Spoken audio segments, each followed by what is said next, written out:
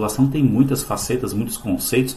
A gente vai falar hoje aqui, como vocês podem ver ali em cima, ali, ó, sobre teorias populacionistas, tá? Mas é um assunto bacana, certo? Porque quando a gente fala em população, a gente fala sempre em números, né? A gente gosta de falar em números. Nossa, eu me lembro lá em 2011, né, quando a galera falou assim, nasceu o bebê, não sei, não lembro qual país, acho que foi na Austrália, na Nova Zelândia, comemoraram o bebê número 7 bilhões, né, onde em 2011, então, a população chegou a 7 bilhões de habitantes. Né? Teve uma perspectiva, agora saiu um número em julho desse ano, julho de 2020, que o mundo já tinha alcançado 7,8 bilhões de habitantes, ok? Então vocês podem ver aqui, ó, que o nosso primeiro bilhão de habitantes do nosso planeta aconteceu em 1802. Demorou 126 anos para alcançar o segundo bilhão. Depois demorou 33 anos para alcançar o terceiro bilhão. Aí é interessante aqui que os períodos eles aumentam, eles vão diminuindo às vezes, né? Só 13 anos para o próximo bilhão, 13 menos 13, quer dizer, mais 13 anos para o próximo bilhão, 12 anos e tal. Então a gente está vendo aqui, ó, que nós estamos em 2020, né? Nós vamos atingir provavelmente 8 bilhões de habitantes em 2026, né? Depois a gente vai demorar 20 anos, né, digamos assim, de perspectiva, de que se espera, né, tem que ver o que vai acontecer com o mundo, se vai acontecer uma pandemia, se vai cair um meteoro, né, se vai acontecer uma guerra, alguma coisa assim também, né, mas são projeções de acordo com aquilo que já se vem tendo conhecimento, ok? Então só para mostrar para vocês aqui que a gente já tem uma perspectiva de alcançar o número 8 bilhões em 2026, ou seja, faltam 5, 6 anos aí para a gente alcançar esses 8 bilhões de habitantes do nosso planeta, ok? A gente tem um mapa aqui, nesse lado aí, vocês estão vendo aqui, ó, sobre a distribuição da população mundial, tá? Presta atenção que tem uma legendinha, bem aqui assim, ó, tá vendo aqui, ó, a legendinha aqui, ó, tô circulando com o mouse, que ela não é o número total de habitantes, mas ela fala em concentração. Basicamente a gente se refere a número de habitantes por quilômetro quadrado, ou seja, não quer dizer o número total da população, mas sim o quão concentrada essa população vive ali. Ou seja, a gente sabe que o país mais populoso do mundo é a China, certo? A Índia está em segundo lugar, mas a Índia aqui no caso está mais escuro do que a China. Por quê? A China tem aproximadamente aí 1,5, 1,6 bilhões de habitantes. A Índia 1,2, 1,3. A diferença é pequena. Porém a Índia aparece em escuro e a China, que tem mais habitantes, aparece em claro. Porque, logicamente, a China tem um território maior. Então, obviamente, dentro desse território era, pelo menos a gente fala assim, teoricamente, para a população viver mais espaçada em relação ao tamanho do território chinês, né? E no caso do território indiano, a população viver mais concentrada, ok? Mas mesmo assim, sabendo do relevo, das condições da China e das grandes megacidades, a gente já falou sobre isso, né? A China tem aí um número expressivo, 5, 6, 7 megacidades, cidades com mais de 10 milhões de habitantes. Então existe também uma concentração, mas no mesmo modo se refere ao território, né, como um todo, né, mas na realidade às vezes as coisas podem mudar, ok? Então a gente vai ver aqui vários países onde a população é grande, né, mas ao mesmo tempo a gente tem que considerar o que? O território desse país. Então chama a atenção de países como a Índia, chama a atenção de países como o Japão, como a Coreia do Sul, alguns países europeus, alguns países da América Central, onde a população vive realmente muito concentrada, ok? Beleza? Bom, já que a gente vai falar sobre população, eu vou aproveitar esse primeira série de slides, essa primeira série de aula, para falar como que a gente vai estudar essa dinâmica, toda essa dinâmica populacional. A gente vai falar na aula de hoje sobre teorias populacionistas, né? Futuramente a gente vai falar de natalidade, né? Natalidade quer dizer o número de nascimentos, né? Quando a pessoa vai fazer, vou fazer o exame pré-natal, né? Antes do nascimento. Então a natalidade, a palavra natal tem que ver com o nascimento. Fecundidade, né? A gente vai falar sobre taxas de fecundidade, ou seja, quantos filhos por casal, quantos filhos por mulher existem no mundo, né? Se esses números estão aumentando, se esses números estão diminuindo, por que está aumentando, por que está diminuindo, né? As razões de tudo isso. A mortalidade, né? O próprio nome já se explica. A gente vai falar sobre conceitos de populoso, povoado e superpovoado. Apesar do nome parecer fácil, tem alguns aí que tem que estudar bem para saber e não cair em pegadinha em concurso e tal, e até saber o porquê que um país é considerado superpovoado. Esse é o mais perigosinho, tem que prestar atenção nessa palavra, ok? A gente vai falar sobre pirâmides etárias, sobre a distribuição de população de acordo com a faixa etária e de acordo com o sexo também. E através do estudo da pirâmide etária, a gente consiga até classificar o nível de desenvolvimento de um país, digamos assim. E outras faces mais que podem ser vistas quando a gente estuda pirâmides etárias, né? A gente vai falar sobre qualidade de vida, né? O índice de desenvolvimento humano, ou seja, o IDH, e um índice que pode ser novo aí para vocês, que é o índice que mede a desigualdade socioeconômica, que é o índice de Gini, ok? E também a gente vai falar lá no finalzinho sobre migrações, né? Porque a dinâmica populacional de aumentar ou diminuir a população também tem muitas relações aí com a movimentação dessa população sobre a superfície do nosso planeta, né? Entre as cidades, entre os estados, entre os países, enfim, né? Como que essa população está se locomovendo aí sobre a superfície do nosso planeta. Certo, gente? Bom, antes de dar continuidade, certo? Esse é um ponto muito interessante para vocês prestarem atenção na aula. Em todas elas a gente vai repetir isso aqui. O país é desenvolvido, é subdesenvolvido, como é que se comporta a população e tal. Existe, não é que seja uma regra, mas é um comportamento que se repete, ou seja, ele é um ciclo que se repete. Reflita como um professor. Tá? A gente está vendo duas imagens aqui, ó, duas imagens, certo? Agricultura manual e agricultura mecanizada, certo? Na agricultura manual, tu precisa de um grande número de pessoas para fazer o trabalho que essas duas máquinas, que basicamente essa máquina aqui sozinha faz, né? Que é a colheitadeira, colheitadora, ceifadeira, ceifadora, enfim, né? Não sei aí qual é os conceitos, qual é o nome mais correto para se utilizar, mas essa máquina aqui, beleza? Essa máquina aqui, ela precisa de aproximadamente 1000 pessoas, olha só, 1000 pessoas em 1 hora para fazer o que essa máquina faz aqui. Desculpa, são 1000 pessoas trabalhando 24 horas para fazer o que essa máquina aqui faz em 1 hora. Se eu não me engano, é essa a relação. É um número meio absurdo, mas é mais ou menos isso mesmo. Certo, gente? Então precisa um número muito grande. Como é que a gente faz essa reflexão? Vamos lembrar dos países que ainda não sofreram um processo de industrialização, são aqueles países subdesenvolvidos, que têm um nível aí de pobreza muito alto e tal. O trabalho continua sendo manual. Né? É o Brasil de 40, 50, 70 anos atrás, quando os casais tinham muitos filhos. Por que se tinham muitos filhos? Porque a maior parte da população brasileira vivia no interior. Então se tinha muitos filhos por várias questões. A especial delas para ajudar no trabalho, né? Mais filhos, entre parênteses, é como se fosse um empregado do campo, né? Também uma forma de garantir a aposentadoria, porque o sistema previdenciário não funcionava muito bem, o deslocamento da cidade e campo era complicado, né? Então era uma garantia também de subsistência quando os pais chegassem a uma certa idade, os filhos sustentassem esses pais. Então tem várias questões aí envolvendo. Então isso que acontecia no Brasil há 40, 50, 70 anos atrás, continua acontecendo nos países pobres, né? Os países africanos, os países da Ásia, alguns países aí também da América Central, até dentro do próprio Brasil, tem muitas famílias que ainda têm essa cultura de ter muitos filhos e assim por diante. O que acontece nos países industrializados, nos países urbanizados? Né? A mecanização chegou, a industrialização chegou, a urbanização chegou. A maior parte das pessoas vive onde?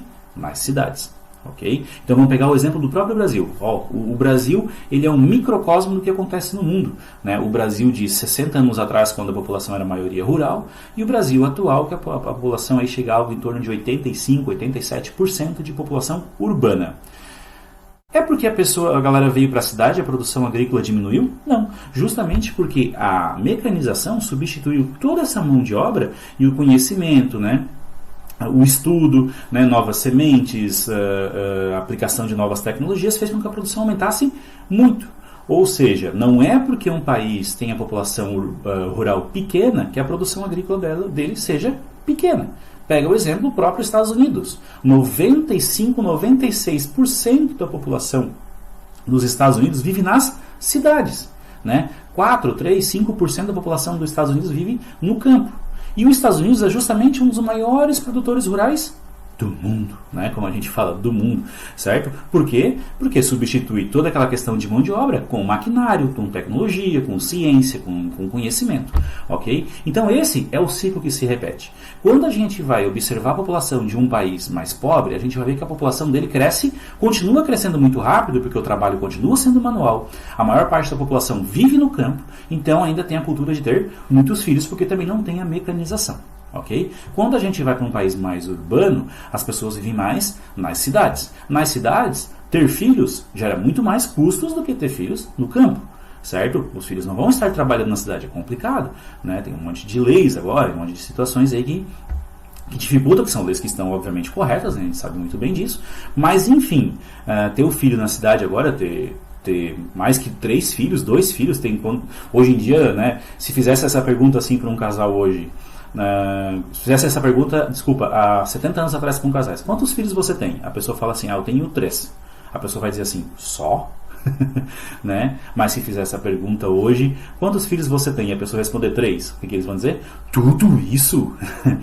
São momentos distintos, né? Mas que atualmente continuam acontecendo em alguns países do mundo de terem muitos filhos e outros países do mundo terem poucos filhos. Quando a gente coloca isso numa balança, o que eu estou querendo dizer com isso? Botar a maior parte dos países do mundo são países ainda que não foram industrializados, a gente leva a crer então que a população mundial continua crescendo, porque os países industrializados, países urbanizados, eles têm um número de crescimento populacional bem menor, justamente porque tem menos filhos. Acho que vocês compreenderam onde que o professor quis chegar, né? É um entendimento bem simples, mas que ele se repete, e a gente consegue explicar várias coisas quando a gente for estudar pirâmides etárias, até as próprias teorias populacionistas agora, a gente vai conseguir estudar melhor.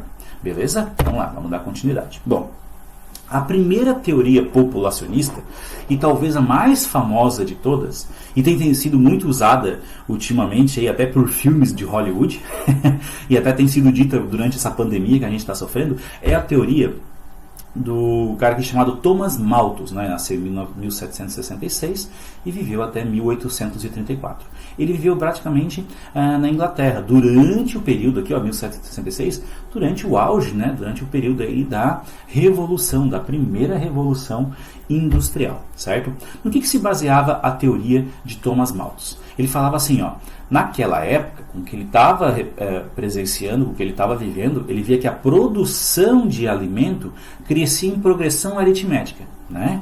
E a população crescia em progressão geométrica, ou seja, PA e PG. Não sei se vocês já viram isso em matemática, né? Mas o PA é aquele aritmético. 1, 2, 3, 4, 5, 6, 7, 8. Nossa, faltou até o 7 aqui, Mas aqui deveria ter um 7 aqui no meio, tá? Então assim, 1, 2, 3, 4, 5, 6.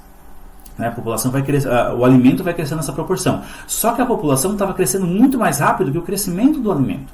Então a população ficava dobrando aqui, depois de um certo período, dobrava. De 1 virava para 2, de 2 virava para 4, de 4 virava para 8. Se a gente comparar as duas lacunas aqui, as duas linhas aqui, vocês vão ver que, por exemplo, aqui tem 3 para 4, aqui tem 4 para 8, aqui tem 6 para 16. Então está faltando alimento.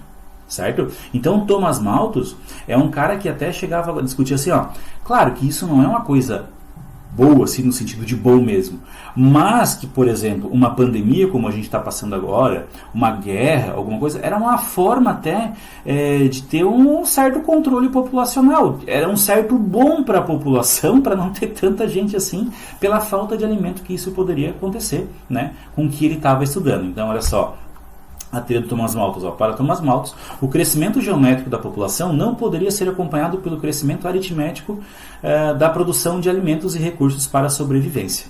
Certo? Ou seja, a produção de alimentos e recursos para a humanidade não era o suficiente para todas as pessoas do mundo. Ele falava, uma hora vai gerar um colapso. Ok? Então os números deles mostravam isso. Porém, o Thomas Malthus viveu em 1766, viveu numa época muito antiga, e ele errou, porque o tempo passou, a agricultura, a pecuária evoluíram, a chamada Revolução Verde, como é dita, né? A produção aumentou, conhecimento, maquinário, né? Ele só tinha uma visão local de onde ele vivia, ele não sabia o que estava acontecendo no resto do mundo. O mundo ainda não era globalizado, não sabia que estavam surgindo novas técnicas. Hoje, a gente até diz assim, facilmente, a produção de alimento do mundo é suficiente para alimentar o mundo inteiro. Ah, professor, por que tem gente então que passa fome? Porque não tem dinheiro para comprar comida. Então é isso, é só dar o dinheiro. Seria basicamente isso, gente. É só vocês verem que mais de 50% a 60% da produção mundial de grãos é para fazer ração animal. E não é para fazer produção, não é para fazer alimento para a população. Certo?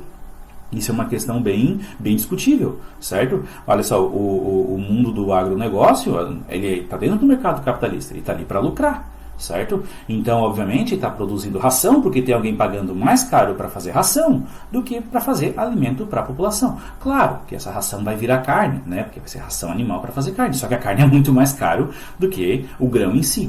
certo? Então tem toda uma lógica aí capitalista dentro desse mercado para entender. Então a teoria de Thomas Malthus, eu vou falar para vocês até que aquele filme, o último que saiu dos Vingadores, do estralo dos dedos lá, né?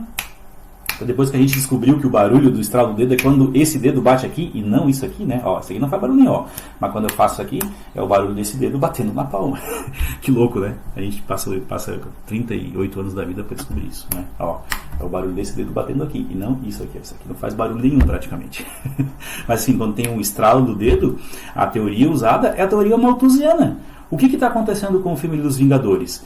Vai diminuir, é 50% da população mundial, eu acho, no filme, né? Não cheguei a prestar muita atenção no filme, porque não faz muito o meu gênero, mas é legal porque ele usa uma teoria de que tem que diminuir a população para não ter um colapso dos recursos necessários para manter toda essa população. Certo, gente? A próxima teoria é a teoria neomalthusiana, né? O Thomas Malthus morreu até então, digamos assim. Aí por uns 200 anos depois, que se comprovou que ela estava toda errada. Não é toda errada essa teoria, tem a sua razão. Mas aqui existe um contorno da agricultura e da pecuária para conseguir suprir essa necessidade de alimento para a população, ok? A teoria neomalthusiana, ela fala o seguinte, ó: a explosão demográfica dos períodos pós-Segunda Guerra Mundial ressuscitou as ideias de Malthus, ou seja, a população começou a crescer rapidamente de novo. Mas por quê? Conhecidos como neomalthusianos ou alarmistas. Mas por quê? Acabou as guerras, evoluiu a medicina, as vacinas, né? Várias situações aí beneficiaram com que a população mundial ela crescesse muito rápido. Então, assim, ó, o elevado crescimento populacional. Quem é o principal responsável por esse elevado crescimento populacional? O subdesenvolvimento dos países pobres.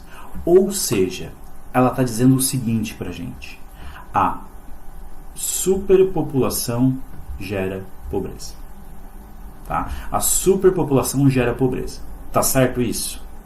Não está totalmente certo. Existem razões para dizer sim, que um país, quando ele está pobre, se tem mais população, vai aumentando a população, ele pode se tornar cada vez mais pobre. Essa é a ideia. Mas se ele fizer os investimentos nas áreas corretas, isso não acontece. Por quê? Porque a gente tem situações como Estados Unidos, Japão e enumerar vários outros aí, que são países entre os mais populosos do mundo e são desenvolvidos. Né? O próprio caso dos Estados Unidos, o próprio caso do Japão. O Japão é um território pequeníssimo. A população dele é quase a população brasileira, 160, 170 milhões de habitantes. O Brasil tem 210, 220 milhões de habitantes. E eles são muito mais desenvolvidos que a gente. E a população deles é maior. Ou seja, os investimentos nas áreas corretas, né, todo o trabalho que é feito aí pelo Estado de forma adequada, resultou num desenvolvimento desse país. Certo? Então a teoria, ao longo do tempo, ela não se comprovou correta.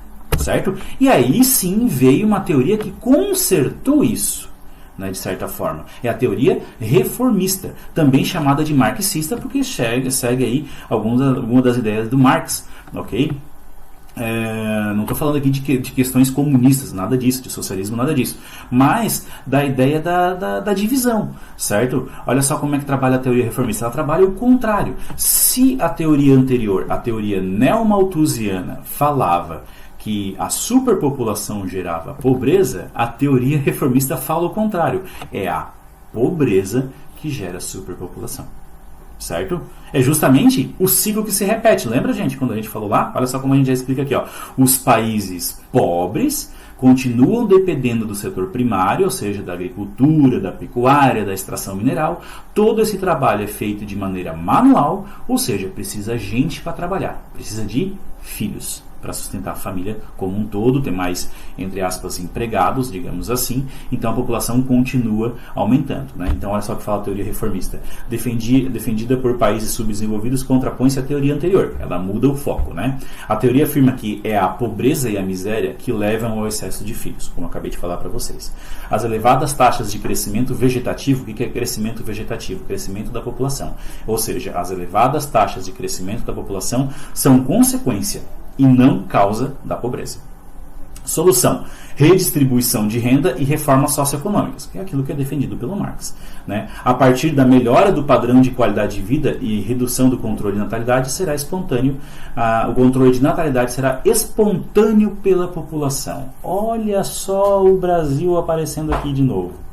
né? A maior parte da população veio para as cidades. Houve um movimento de industrialização aqui no Brasil, né? 1970, 1980, a população urbana já começou a ser maior do que a rural, ou seja, o número de nascimentos diminuiu muito, né? Se lá em 1930, 1940 a população brasileira aí tinha 3, 4, 5, 6, 7, né? Não é difícil perguntar para os avós de vocês aí, meu avô tem 11 irmãos, até os pais de vocês podem dizer que tem 7 irmãos, alguma coisa assim, né? Mas isso é cada vez mais raro, a gente é comum dizer assim, tenho só um irmão, às vezes não tenho irmão, às vezes nem tem, certo? Então acaba tendo essa diferença aí. Então se o país vai se desenvolvendo, né, vai tendo um melhor, digamos assim, distribuição da riqueza para resolver os problemas mais graves da população mais nas margens da miséria, assim, digamos, passando fome e tal, e não adianta, a situação ela se repete, ela vai ocasionar um maior número de filhos para ajudar na renda familiar, certo? Mas se tu tem um desenvolvimento um pouco mais, o número de filhos já não é tão grande. Eu trago aqui para vocês uma curiosidade que é a chamada pirâmide de Maslow. Não sei se vocês já estudaram sobre isso em sociologia, né? Mas ele fala aqui uma situação que tem a ver com a realização pessoal, né? Então a realização pessoal tem muito a ver com essa pirâmide que já caiu em vestibulares, já caiu em concursos e assim por diante. Ela fala sobre a hierarquia das necessidades humanas. É como se eu estivesse colocando isso aqui para vocês, para mostrar nos países onde a pessoa consegue atingir mais essa autorrealização pessoal e profissional, é onde a gente tem as populações, entre aspas, mais controladas, digamos assim. E justamente isso vai acontecer com mais frequência nos países desenvolvidos, onde existe uma distribuição de riqueza, não vou dizer que é uma distribuição muito mais igualitária, mas o nível de pobreza é muito menor, né? Então, onde as pessoas conseguem ter toda essa sequência aqui, né, de fatos aqui, por exemplo, a base da pirâmide são as necessidades fisiológicas, aqui pelos desenhozinhos aqui embaixo vocês podem ver comida, saúde, a própria necessidade fisiológica, aquela que vocês estão pensando mesmo, de dar um cheirinho no banheiro, né? Depois vem a segurança, a proteção, estabilidade, as nossas relações sociais, amigos, família e tal, a autoestima no que diz respeito ao respeito, ao status e assim por diante, né? E por último o crescimento pessoal e intelectual, né? Então a gente vê muito comum isso aqui, geralmente nos países mais desenvolvidos, naquelas pessoas que conseguiram atingir principalmente esse último nível aqui, né, de intelecto e tal, né, que não reproduzem fake news, certo? Que conseguem diferenciar as coisas. E eu até fiz uma brincadeira aqui embaixo, que na verdade na base da pirâmide deveria ter smartphone, mais internet, mais Wi-Fi, kkk, é brincadeira, né, gente? Mas que seria uma coisa essencial para sustentar toda essa pirâmide aqui, certo? Leve em consideração só isso que eu coloquei aqui em cima, certo, gente? Beleza. Como que se aplicaria essas teorias numa prova ou numa avaliação, enfim, coisas que são para refletir? Então, olha só, por exemplo, lá no Enem de 1999, estava no comecinho do Enem ainda, se eu não me engano, o Enem, a primeira prova em 1997, esse Enem aqui, 1999, é quando o Enem ainda nem era usado para ser um exame de classificação para as universidades ou para as faculdades, certo? Era usado mais para medir a qualidade do ensino médio em si, certo? Então, por exemplo, aqui, qual dos slogans, né, ou seja, uma frase típica de uma marca, alguma coisa assim, abaixo poderia ser utilizado para defender o ponto de vista neomalthusiano? Quando eu falo em neomalthusiano, eu estou falando o quê?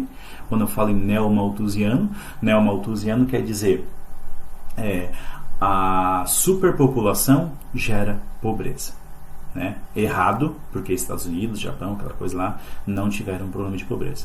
Mas sim, o que é correto, o que é mais aceito é reformista, que a pobreza gera a superpopulação. Então vocês têm aqui nessas duas questões aqui, dois tipos bem semelhantes, e eu vou deixar aqui para vocês analisarem, daí vocês dão um pause aqui no vídeo e dão uma analisada, porque tudo já está colocado do ladinho, e vocês cheguem às suas próprias conclusões, né? Como por exemplo aqui, justiça social, sinônimo de desenvolvimento, é a reformista, né? Onde tu tem uma justiça, todas as pessoas têm os mesmos direitos, né? Então não tem a diferença entre pobres e ricos aqui perante a justiça, então tu tem uma maior igualdade, né? Então tem a ver com as teorias de Marx, um regime mais igualitário, então diz respeito à teoria, uma teoria reformista. Então, já estou aqui interpretando uma das questões para vocês. Uma outra questão aqui, controle populacional já, ou o país não resistirá. É uma teoria de Malthus, ou seja, a teoria malthusiana, é a original, a primeira. O que ele está falando? Tem que controlar a população, não pode ter tanto nascimento, porque se tiver muito nascimento, não vai ter recurso suficiente. É a primeira teoria de Malthus, que se comprovou errada porque os recursos eles aumentaram. Mas a gente já está vivenciando isso novamente, porque a população cresceu muito e agora a gente não fala mais em recursos só de alimento. Né? A gente está falando agora o que também? De tudo aquilo que cerca a gente aí, de qualidade de vida, de infraestrutura de uma moradia, de aço, de plástico, de combustível, tudo isso, né? Agora está contando também, não é só o alimento em si. Ok? Com saúde e educação, o planejamento familiar virá por opção. Reformista é a teoria mais aceita. Por que está falando isso aqui? Ó? O investimento em saúde e educação vai fazer com que as pessoas não tenham tantos filhos. Se isso acontecer, naturalmente a população vai se controlar. Tá? Então olha só como a gente vai vendo isso aí e vai lembrando daquilo que eu falei lá, o ciclo se repete, como as coisas ficam mais fáceis. Só não pode esquecer, né, do que cada teoria fala basicamente. A teoria malthusiana de que não vai ter recurso, né? E na verdade tem que trabalhar a questão dos recursos. A teoria neomalthusiana que a superpopulação gera pobreza. Né? E a teoria reformista é que a pobreza é que gera superpopulação, que é justamente essa última que é a mais aceita. Ok, gente? Teorias na prática. As teorias na prática no que diz respeito a alguns países, assim, ó. Quando a gente fala em China, né, você já deve ter ouvido falar na China a política do filho único, né, que agora já estão com a política de pode ter até 2 filhos, porque essa política foi aplicada por vários anos aí, né, fez com que freasse um pouco o crescimento populacional chinês, que ainda continua sendo o país mais populoso do mundo. Então a China, ela continua tendo uma política de restrição à natalidade, ou seja, política antinatalista, para que não tenha tantos nascimentos, ok? A Noruega é o contrário. A Noruega é o seguinte, políticas de incentivo à natalidade. Então, ou seja, a Noruega tem umas políticas natalistas, certo? Ela incentiva o nascimento. Eu vou dar uma pausadinha aqui só para vocês fazerem uma comparação. Professor, não é fácil equilibrar essa balança? Se a China tem gente demais e a Noruega está tendo gente de menos, porque na Noruega os casais estão tendo bem menos filhos, é comum encontrar vários casais que nem têm filhos, né? Não é só levar as pessoas de um lugar para o outro e equilibrar essa balança? Não é, porque no meio de tudo isso não existe um caminho tão simples assim. Existe aqui as questões geográficas, existem as barreiras geográficas, existe a dificuldade de locomoção, existe a questão cultural, existem várias coisas, mas a mais forte delas, tá?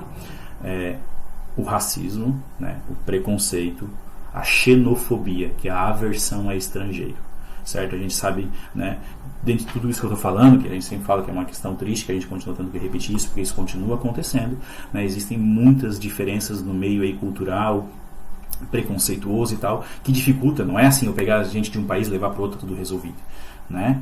Pouco que as pessoas não sofrem, pouco que os africanos não sofrem quando se deslocam para outros países para sofrer o racismo e assim por diante, né? E muitas vezes quando ele chega nesse país, esse país também não aceita. Então isso teria até um caso próprio da Noruega, né? A questão do preconceito, a xenofobia, a aversão a estrangeiro é uma questão bem triste, mas ela continua acontecendo e faz com que o país não aceite estrangeiro para equilibrar a sua balança populacional. Ele prefere incentivar a população dele a ter filhos, que é o que, por exemplo, a Noruega faz. Tá, professor, como é que se incentiva os casais a terem filhos?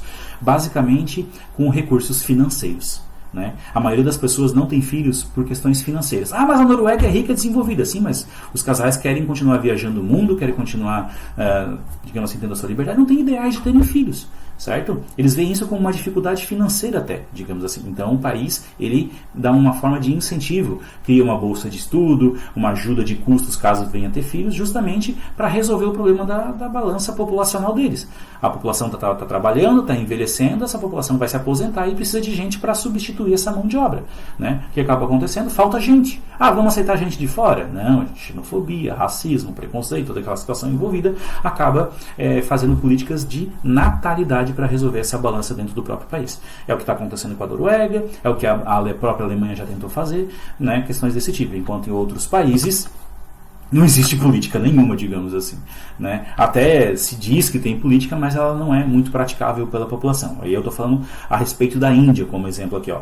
Questões culturais, né? Especialmente questões religiosas, dificultam políticas sobre questões de natalidade, ou uma política de natalidade, ou uma política até mesmo antinatalista.